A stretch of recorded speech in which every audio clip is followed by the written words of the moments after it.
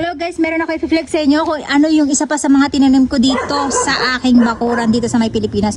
Alam nyo guys, tinanim ko to, maliit lang siya, halos 2 dangkal lang siya. At eto na siya ngayon, ganyan na siya kalaki. At ang puno na to ay, ayan, may orange tayo dito guys. At ilang piraso na lang yung bunga niya, 1, 2, 3, marami-rami tayong bunga guys. Ayun na.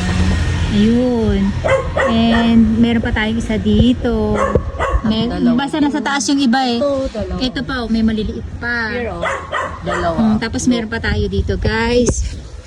Yan. Ako nagtanim yan. Kasi nabinili ko tong lot na to. Wala siya talagang kahit na ano guys. Tapos pinatambakan ko lang tong lupa na to. Para mataniman ko siya kung ano-ano. At ito yung parang siniguelas yata to eh. Ano ba tong tanim na to?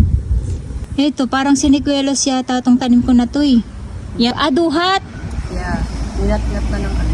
Duhat yata to. So may duhat din ako guys. I think duhat siya. Ayan, hindi rin siya naalagaan. Basta nagiging ganyan na yung kanyang itsura. Ibig sabihin yan, mahina na yung kanilang resistensya. So kailangan talaga yan nilalagyan ng pataba.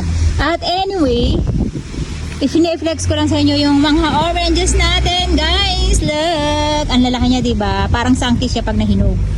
At ayan, may nahinog tayo ditong isa. Siyempre, pipitasin na natin at titikman natin kung ano ang lasa niya. Gusto kong tumikim ng maasim. Ayan, yung aking... eto talaga yung original na sweetie.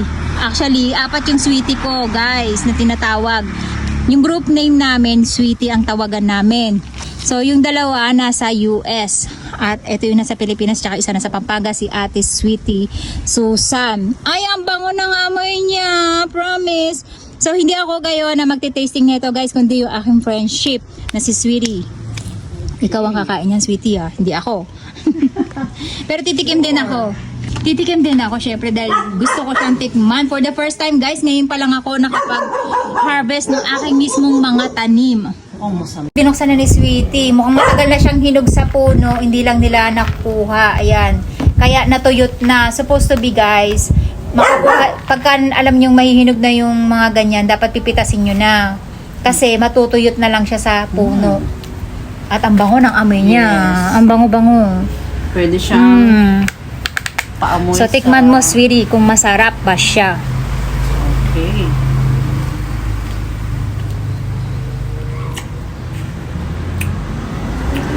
Matamis, pero hindi siya ganun katamis na matamis. Pero matamis talaga siya. Pengi nga Sweetie. Tapos, kasi hindi ako nag-alaga niya kaya hindi siya matamis. Ayan guys. Hindi matamis din siya. Hindi lang sobrang tamis, pero matamis. Kasi nga nahinog na siya sa puno. Hindi mo siya kailangan lagyan ng asin. Gusto ko may asin. Guys, titikman din natin. Tadakima.